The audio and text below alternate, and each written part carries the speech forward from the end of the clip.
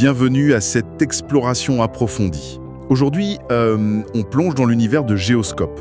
C'est une application iOS qui, on peut dire, sort un peu des sentiers battus de la cartographie mobile. Oui, tout à fait. L'objectif affiché, c'est de transformer notre manière d'observer et même d'analyser le paysage sur le terrain.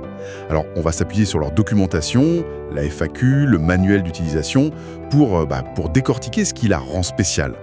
Notre mission, si on peut dire, c'est de comprendre comment cet outil peut vraiment affûter notre regard sur le monde directement depuis un iPhone ou un iPad. C'est une ambition intéressante, oui. Parce que au-delà de savoir où on est, juste la localisation GPS, il y a un vrai besoin d'outils pour décrypter ce qu'on voit. Ah oui, Oui, les applications classiques nous disent «vous êtes ici». Mais Géoscope, l'idée, c'est de nous aider à lire le paysage, un peu en s'inspirant des techniques topo éprouvées, mais modernisées. alors concrètement, Geoscope, c'est quoi? Si c'est pas juste un GPS pour aller d'un point A à B, qu'est-ce qu'il a défini vraiment? C'est une application pour iPhone et iPad, pensée comme une sorte de boîte à outils pour l'analyse de terrain. D'accord. Elle combine plusieurs choses. Un visualiseur de cartes, bien sûr, une boussole numérique, un GPS, un moteur de recherche pour les cartes, et même une fonction photo un peu enrichie. Mhm. Mais son cœur, vraiment ce qui la distingue, c'est sa ligne de visée interactive. Une ligne de visée interactive.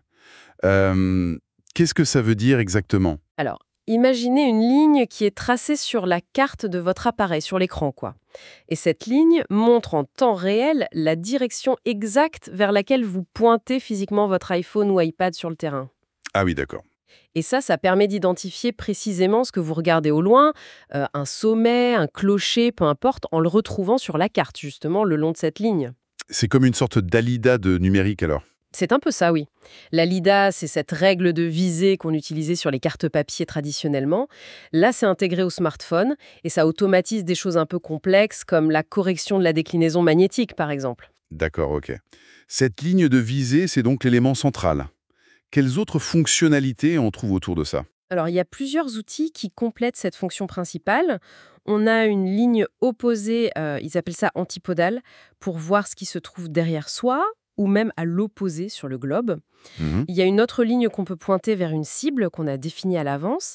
Et bien sûr, on peut rechercher des lieux via OpenStreetMap ou Apple Map Kit, par nom, par catégorie, et définir ces lieux comme des cibles. Et j'ai lu dans la doc quelque chose sur une fonction photo un peu spéciale en version premium. Oui, exactement, la prise de clichés géoréférencés et orientés. On y reviendra sûrement, mais c'est vrai que c'est une fonction clé pour la documentation de terrain. D'accord. L'application affiche aussi l'azimut, donc l'angle par rapport au nord géographique, avec même des modes un peu adaptés, par exemple à la géologie structurale, qui demande parfois une lecture différente des angles. Et, point très important, elle intègre un outil de calibration de la boussole, essentiel pour la précision. Et enfin, elle est sympa avec les autres applis. Un lieu trouvé peut être envoyé vers Apple Plan ou Google Maps pour lancer une navigation routière classique. Bon, pour faire tout ça, il faut des cartes, évidemment. Et là, d'après ce que j'ai vu, l'offre a l'air assez impressionnante. Peut-être même un peu trop. Comment on s'y retrouve? C'est vrai que la liste est longue. Mais cette diversité, c'est une force majeure en fait. Plutôt que de tout lister, on peut peut-être les regrouper un peu. Oui, bonne idée. Alors, on a les bases solides, Apple Map Kit avec ses vues standards, satellites, hybrides et même la vue 3D flyover qu'on connaît bien. Mhm. Ensuite, on a le pilier du collaboratif OpenStreetMap. Là, il y a plein de rendus différents, le style de base, un style France, le style humanitaire, ou OpenTopomap qui est super utile en rando avec les courbes de niveau et tout ça. D'accord. Et après, on passe aux sources nationales, j'imagine, plus spécialisées? Exactement. Et là, pour la France, l'accès aux données de l'IGN, c'est un gros plus. On a les fameuses cartes topo Scan 25, les photos aériennes ortho, Oui, les classiques. et surtout les modèles numériques de terrain, les MNT, y compris ceux issus du LIDAR, qui donnent une vision hyper précise du relief nu ou de la surface avec la végétation, le bâti, etc. On trouve même des cartes historiques comme Cassini.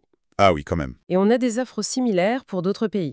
Suisse Topo pour la Suisse, qui est réputée pour sa qualité et offre beaucoup de données gratuites, topo, géologie, histoire. L'USGS pour les États-Unis, l'IGN Espagne qui est gratuit aussi, l'IGN Belgique, Ordonnance Survey pour le Royaume-Uni. Et on n'oublie pas les acteurs globaux comme Google Maps ou SRI et des fournisseurs plus spécialisés comme Thunder Forest, c'est ça, hein? Tout à fait. Mais cette collection, c'est pas juste une accumulation, quoi. L'intérêt, c'est de pouvoir choisir le fond de carte le plus pertinent pour ce qu'on veut faire. Hmm. On peut vouloir superposer une info géologique sur un relief précis, comparer une carte ancienne au paysage d'aujourd'hui, ou juste choisir le style le plus visible pour repérer un sommet.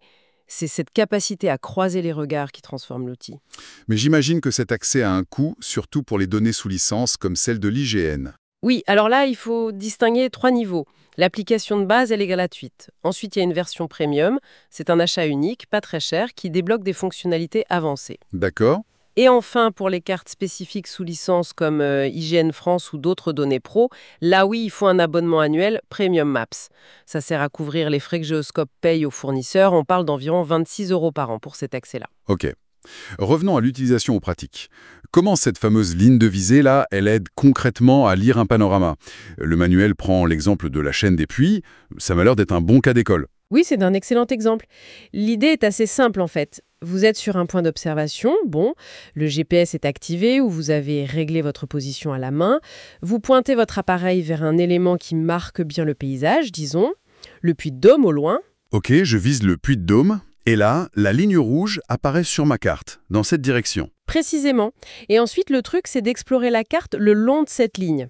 L'exemple du manuel montre bien qu'en zoomant, on peut identifier les éléments qui sont sur cet axe, mais plus proches, comme le puits de Pourcharret, par exemple, ou un peu à côté, le puits de Mongy. Ah oui, on commence à démêler les différents plans du paysage, en fait. Exactement. On commence à comprendre ce qui est devant, quoi. Et on peut continuer comme ça pour tout le panorama? Bah oui.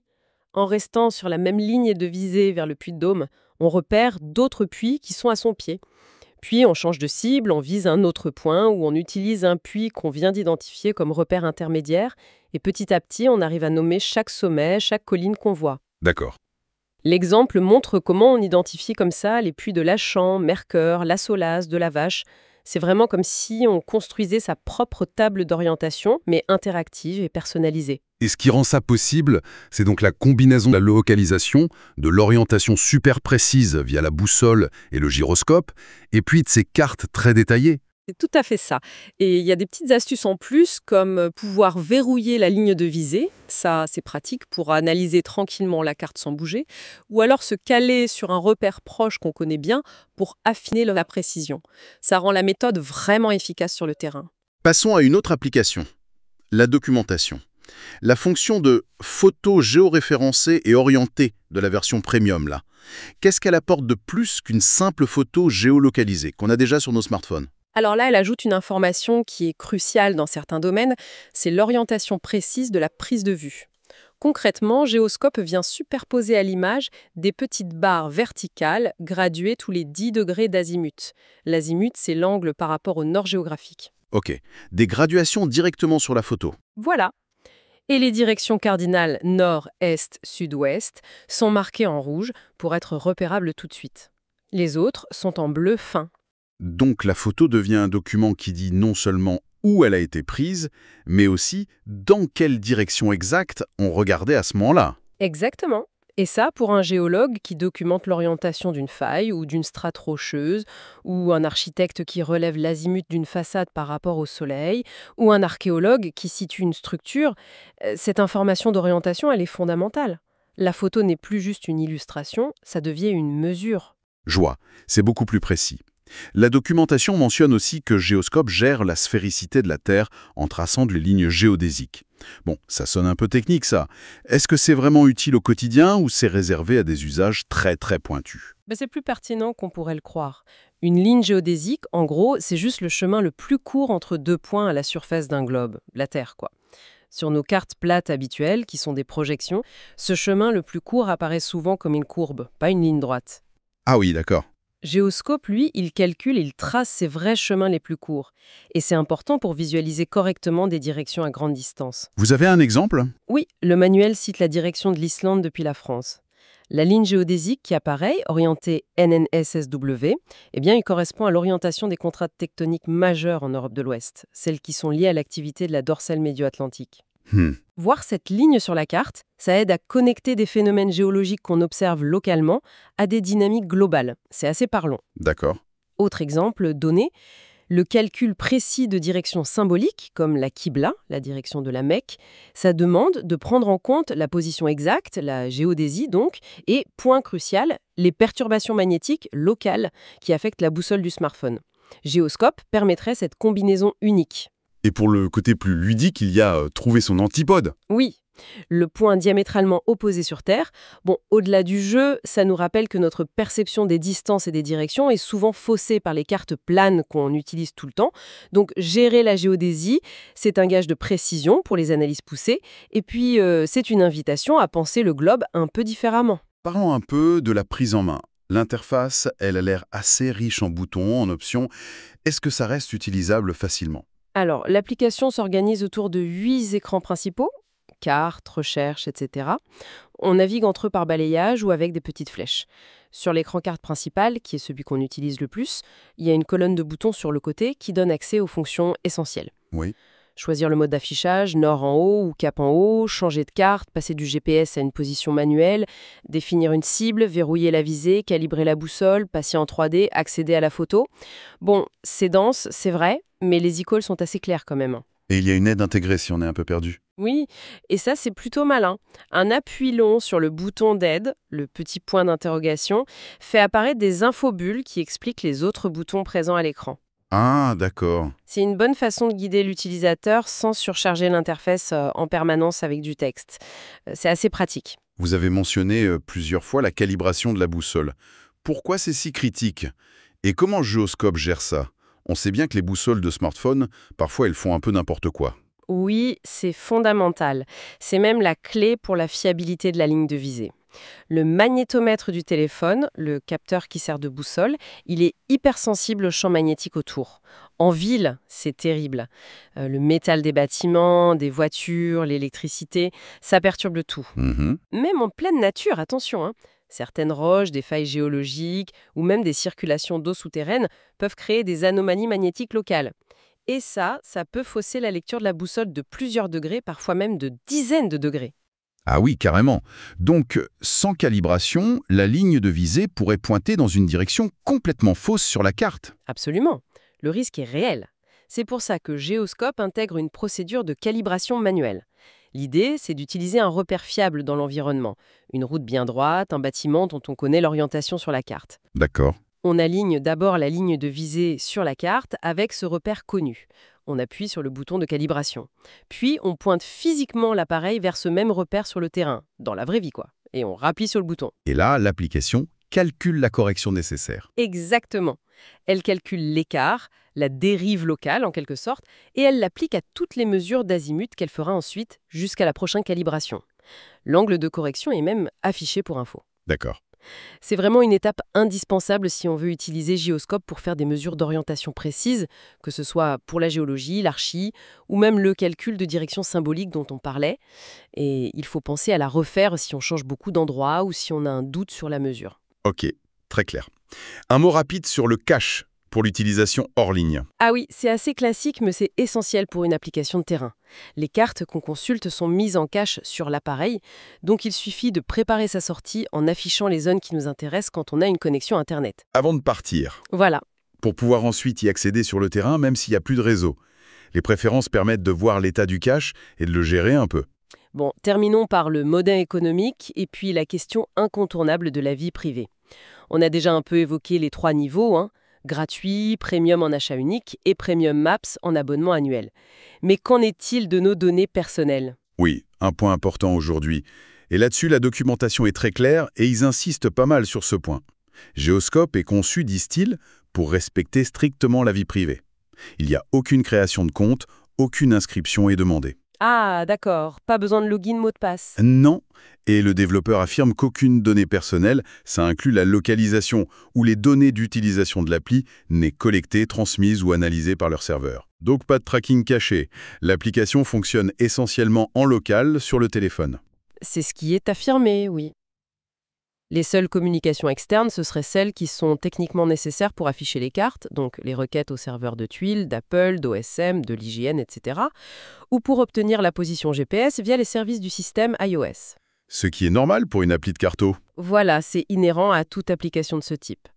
Mais au-delà de ça, l'application elle-même fonctionnerait de manière anonyme, sans collecter d'informations sur l'utilisateur. Et ça, c'est vrai que c'est un argument de poids aujourd'hui. En résumé alors, Geostraf se présente vraiment moins comme une simple application de carte que comme un véritable instrument d'analyse du paysage.